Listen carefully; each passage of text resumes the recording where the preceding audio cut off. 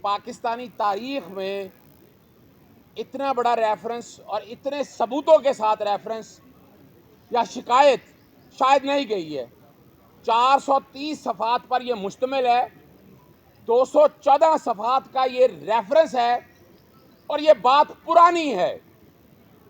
हमने वो सबूत लगाए हैं कि डस्का इलेक्शन में पाकिस्तान तहरीक इंसाफ के साथ क्या किया। वो रद्दी की टोकरी में इंक्वायरियां फेंक दी गई। क्या अब नहीं इंक्वायरियां होनी चाहिए थी? जब डस्का के इलेक्शन में धांधली के लिए एक मुंतखब हुकूमत के खिलाफ क्या हथकंडे इस्तेमाल किए गए, इलेक्शन कमीशन ने क्या किरदार किया, ये सबसे पहला सबूत है। उसके बाद हम आपको आगे लेकर चलते हैं 90 दिन के इलेक्शन में। 90 दिन के इलेक्शन ये सारा रेफरेंस का हिस्सा है कि 90 दिन के इलेक्शन में लाहौर हाईकोर्ट के जस्टिस जवाद का फैसला मौजूद है। इलेक्शन कमीशन और गवर्नर की मुशावरत से इलेक्शन होने थे। नई तारीख दी, सेक्शन 57 के तहत तारीख दी सदर पाकिस्तान ने, फिर सुप्रीम कोर्ट का फैसला आ गया। ये भी सबूत लगाए गए हैं 90 दिन में इलेक्शन नहीं कराए गए। फिर बहाना बनाया गया फंड्स की दस्तयाबी नहीं है, और वो फंड्स की दस्तयाबी भी आपके सामने होगी। सबसे पहला जो है आइन तोड़ने का ये वाकया, और सुप्रीम कोर्ट ने इस पर कुछ नहीं किया। हमने जस्टिस अतर मिनल्ला का नोट वो लगाया है कि जिसमें ये सारी जो बेकायदगियां हुई हैं वो रिकॉर्ड का हिस्सा है। फिर आपको पता है जिमनी इलेक्शन का मामला आया, ये लाहौर हाईकोर्ट के दरो दीवार थे, डिटेंशन ऑर्डर्स आए, कुछ नहीं किया इलेक्शन कमीशन ने। यही बात नहीं रुकती है, यहां आगे चलते हैं, मामला चलता है थोड़ा सा आगे। उस वक्त भी मखसूस नशिस्तें पंजाब की मिलनी थी, नहीं दी इस इलेक्शन कमीशन ने। वो उसकी तशरीह करता रहा, हाई कोर्ट ने आकर दी। ये दूसरी बड़ी आईनी वायलेशन आ जाए। तीसरा आ जाए तोशा खाना, सिर्फ इमरान खान, क्या कह रहा हूं, आज भी तारीखी तौर पर सिर्फ इमरान खान, कितने और लोगों के खिलाफ रेफरेंस फाइल किए। ये जानबदारी की बहुत बड़ी मिसाल आ गई। सबूत लगाए हैं, ऐसे नहीं बात कर रहे। हाईकोर्ट के फैसले लगाए हैं, जिसने हाईकोर्ट ने सारा रिकॉर्ड सामने लेकर आए थे। आगे बढ़ते हैं, प्रोविडेंट फॉरेन फंडिंग केस, बड़ा ड्रामा किया फॉरेन फंडिंग केस, एक ही सियासी जमात को निशाना बनाया, और जो ऑर्डर पास किया वहां पाकिस्तानियों को कह दिया गया कि नॉट पाकिस्तानी है। यहीं की हाईकोर्ट ने कहा कि वो पाकिस्तानी है। वो प्रोविडेंट फंडिंग में आया, और आज वो कहां है जो बड़ी बातें कहते थे पाकिस्तान तहरीक इंसाफ ने पैसे लिए पता नहीं कहां से, ये भी साबित ना कर सका। इलेक्शन कमीशन एक पार्टी, एक फरीक की तरह काम किया है, वो एक आज़ाद और खुद मुख्तार, ये सारे साबित करेंगे। इससे आगे बढ़ते हैं, इलेक्शन शुरू हुए, कैसे कागजात नामजदगी छीने गए, किस तरह रिटर्निंग ऑफिसर ने ऑर्डर पास किए। तारीख में इतने ज़्यादा ऑर्डर पास नहीं हुए, हाई कोर्टों में मामले आए और यहाँ फुल बेंच में 100 से ज़्यादा, फिर सुप्रीम कोर्ट मामला गया, और इलेक्शन कमीशन ने कोई इस पर आज तक लिखते रहे, कोई रिपोर्ट दाखिल नहीं की। अब आगे बढ़ते हैं, सिंबल लेने का आ जाते हैं। आइन कैसे तोड़ा, सिंबल ले लिया, ये रिकॉर्ड की बातें हैं।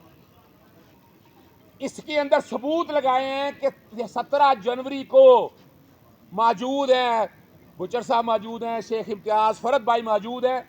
आज भी चले जाएं पाकिस्तान तहरीक इंसाफ की वेबसाइट के ऊपर, कौमी असम्बली के डिटेलें सारी पड़ी हैं। 296 पंजाब असम्बली की डिटेल, उनके मेंबर है। किसने कहा कि आज़ाद थे? ये वो सबूत हैं जो साथ लगाए हैं कि इलेक्शन कमीशन ने कहां कहां जानबदारी की है। इलेक्शन कमीशन एक ज़ात ज़हन में रख लीजिएगा, ये आईनी बॉडी है, 218(3) के तहत इसको एक आईनी किरदार अदा करना है, एक पार्टी के तौर पर नहीं। और आपको रिमार्क जस्टिस शाहिद वहीद के याद होंगे, एक पार्टी के तौर पर। अभी रिसेंट ले लें आप, 25 जुलाई को इस्लामाबाद हाईकोर्ट के चीफ जस्टिस ने कहा कि उस फैसले पर अमल दरामद करना है। क्या करना है? आधे फैसले पे अमल दरामद कर दिया, आधे में हीले बहाने। उसमें अब तरमीम की जा रही है, वो तरमीम नहीं हो सकती है। इलेक्शन कमीशन ने तरमीम की तरफ नहीं देखना। सुन ले इलेक्शन कमीशन, तरमीम की तरफ नहीं देखना आपने। अगर आप तरमीम की तरफ देखेंगे आप आइन तोड़ेंगे। तो ये वो सारे सबूत हैं। मैं फिर बताता जाऊं आपको, हमने कोई हवाई बात नहीं की है। बड़ी मेहनत की है पाकिस्तान तहरीक इंसाफ की, ये सारी टीम खड़ी है, आपका शेख इजाज साहब खड़े हैं, बाकी दोस्त अब ये सारे खड़े, दिन रात इन्होंने एक कर दिया ये सबूत इकट्ठे करने में कि ये इल्जाम ना रहे कि कोई यू टर्न ले लेता है या ऐसी बातें करता है। सारे सबूत रिकॉर्ड का हिस्सा हैं। शेख साहब बैठे हैं, इन्होंने दरखास्त लिखी इलेक्शन कमीशन को, मुझे पीटीआई का बल्ला दिया जाए।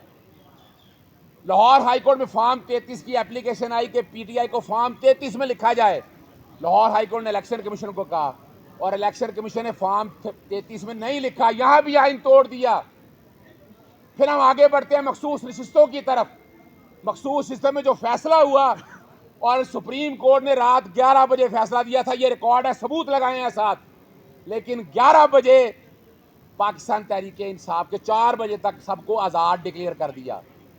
अब जो जस्टिस काजी फैसल साहब जो इनकी बड़ी प्रोटेक्शन करते थे, जमाल मंदोखैल के पैरा 5 में लिखा है कि इलेक्शन कमीशन ने आइन तोड़ा है, ये वो सब आईनी वायलेशन है। और अगली आखिरी बात आपके सामने, अभी ताज़ा तरीन रिपोर्ट आई है पतन की।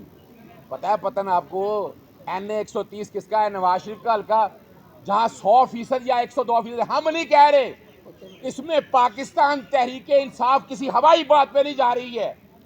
सारे अदालती हुक्म हैं, सारे ऑर्डर्स हैं, सारी रिपोर्टें हैं, और ये भी साथ सबूत लगा दिया है कि जो कह रहे हैं ना कि आज़ाद, पाकिस्तान तहरीक इंसाफ को आज़ाद इलेक्शन कमीशन ने डिक्लेयर किया। आर्टिकल 6 तोड़ा है उसने कहां कहां इलेक्शन कमीशन के ये किरदार हम बताएंगे आपके सामने। ये मैं चंद बातें बता रहा हूं आप लोगों के सामने। ये अभी थोड़ी देर में हम ये रेफरेंस लेकर सुप्रीम कोर्ट की रजिस्ट्री में जाएंगे, जो कि सुप्रीम जुडिशल काउंसिल का सेक्रेटरी जो है, रजिस्ट्रार सुप्रीम कोर्ट हैं, उनके पास ये जमा करवाएंगे और इसका पीछा करेंगे इंशाअल्लाह। ये नहीं कि रेफरेंस हमने फाइल कर दिया है या कंप्लेंट फाइल कर दिया हम चुप रहेंगे। इसमें बाकायदा जो है इनके एफिडेविट लगे हुए हैं, बयाने हल्फी लगे हैं, जो कहा है उस पर हम कायम हैं। अब देखना यह है कि सुप्रीम जुडिशल काउंसिल जागती है या सोती है।